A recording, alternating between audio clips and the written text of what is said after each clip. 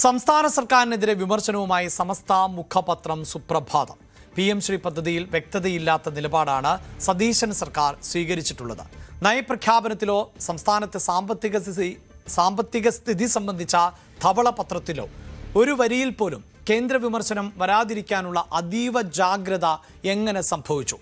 കഴിഞ്ഞ സർക്കാരിൻ്റെ കാലത്ത് പല്ലും നഖവും ഉപയോഗിച്ച് ഇന്നത്തെ മുഖ്യമന്ത്രി ഉൾപ്പെടെ ഉള്ളവർ ശക്തിയുക്തം എതിർത്ത പല കാര്യങ്ങളും നടപ്പാക്കാനുള്ള വ്യഗ്രത എന്തിനാണ് എന്നാണ് ചോദ്യം. വിശ്വാസത്തെ തോൽപ്പിക്കുന്ന കാൽവെപ്പുകളാണ് സതീശൻ സർക്കാരിൻ്റെ ആദ്യ നാളുകളിൽ ഉണ്ടായത് എന്ന് പറയേണ്ടി വരുന്നതിൽ ഖേദമുണ്ട് എന്നുമാണ് സുപ്രഭാതം വിമർശിക്കുന്നത്. വാർത്തയുടെ വിശദാംശങ്ങളുമായി CV അനുമോദാണ് ചേരുന്നത്. അനുമോദ്, സതീശൻ സർക്കാരിൻ്റെ ഒരു ഹണിമൂൺ പീരീഡ് എന്ന് വേണമെങ്കിൽ നമുക്ക് പറയാം. അതിനുള്ളിൽ തന്നെ ഇങ്ങനെയൊരു വിമർശനം സമസ്തയുടെ ഭാഗത്ത് നിന്ന് ഉണ്ടാവുകയാണ്. എന്താണ് സമസ്തയെ ചൊടിപ്പിച്ചത്? അഭിലാഷ്, VD സതീശൻ സർക്കാരിനെതിരെ സമസ്തയുടെ ആദ്യ വിമർശനമാണ് ഇപ്പോൾ ഉയർന്നിരിക്കുന്നത്.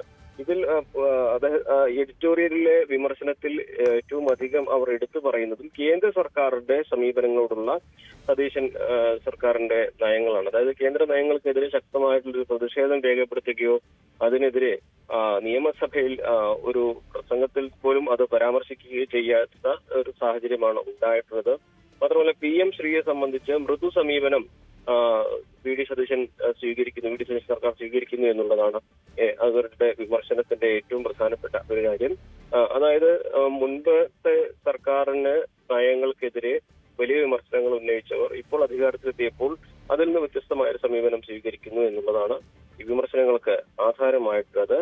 PM ശ്രീ പോലെയുള്ള പദ്ധതികൾ സർക്കാർ വ്യക്തതയില്ലാത്ത നിലപാടുകളും അനിശ്ചിതത്വമാണ് നിലനിർത്തുന്നതെന്നും ഇത് പ്രതിച്ഛായയെ ബാധിച്ചിട്ടില്ല എന്ന് പറയാനാകില്ല എന്നും സുപ്രഭാതം തുറന്ന് എഴുതുന്നു. അതേപോലെ തന്നെ നയപ്രഖ്യാപനത്തിൽ ഗവർണറുമായുള്ള ഏറ്റുമുട്ടൽ ഒഴിവാക്കാനായിരിക്കാം അതിൽ പരാമർശം ഒഴിവാക്കിയതെങ്കിലും അതിന് ശേഷം നിയമസഭയിൽ ഒരു പ്രസംഗത്തിൽ ഒരു വരി പോലും കേന്ദ്രത്തിന് എതിരെ പറയുവാൻ തയ്യാറാകാത്തത് എന്തുകൊണ്ടാണ് എന്ന ചോദ്യമാണ്.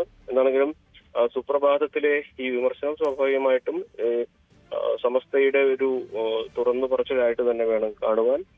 സമസ്ത PM ശ്രീ അടക്കമുള്ള വിഷയങ്ങളിൽ വരും ദിവസങ്ങളിലും സമാനമായിട്ടുള്ള, അതായത് ഇപ്പോൾ തന്നെ മുസ്ലിം ലീഗിലെ ഒരു വിഭാഗം PM ശ്രീ അടക്കമുള്ള വിഷയങ്ങളിൽ അവരുടെ നിലപാട് തുറന്നു പറഞ്ഞിട്ടുണ്ട്. MSF അടക്കമുള്ളവർ സ്വാഭാവികമായിട്ടും ഇനിയുള്ള ദിവസങ്ങളിലും PM ശ്രീ അടക്കമുള്ള കാര്യങ്ങളിൽ PM ശ്രീയെ അംഗീകരിക്കുന്ന തരത്തിലേക്കൊരു നീക്കത്തിലേക്ക് പോവുകയാണെങ്കിൽ വലിയ വിമർശനങ്ങളും പ്രതിസന്ധിയും ഉണ്ടാക്കുന്ന സാഹചര്യം ഉണ്ടാകുമെന്ന കാര്യത്തിൽ സംശയമില്ല. അഭിലാഷ്, സൂചിപ്പിക്കുന്ന പോലെ തന്നെ പ്രതിപക്ഷത്തായിരുന്നപ്പോൾ UDF സ്വീകരിച്ചിരുന്ന, കോൺഗ്രസ് സ്വീകരിച്ചിരുന്ന പല നിലപാടുകളും ഭരണപക്ഷത്തേക്ക് എത്തിയപ്പോൾ VD സതീശൻ മറന്നുപോകുന്നു എന്ന ചോദ്യം ആണ് സമസ്തയുടെ ഭാഗത്തു നിന്നുണ്ടാകുന്നത്. PM ശ്രീ പദ്ധതിയിൽ നിലപാട് മാറ്റുകയാണ്. എന്തുകൊണ്ട് ധവളപത്രത്തിലും വിമർശനമുയർന്നില്ല? അവിടെ രണ്ട് പക്ഷങ്ങളുണ്ട്. അതായത് കഴിഞ്ഞ സർക്കാരിൻ്റെ കാലഘട്ടത്തിൽ കേന്ദ്രം ഞെരുക്കുകയായിരുന്നു എന്ന് പറയുമ്പോൾ പോലും എത്ര തുകയാണ് കേന്ദ്രം ഈ കാലഘട്ടത്തിൽ നൽകിയത് എന്നതിൻ്റെ കണക്ക് കൂടി അവതരിപ്പിച്ചുകൊണ്ടേ ധവളപത്രം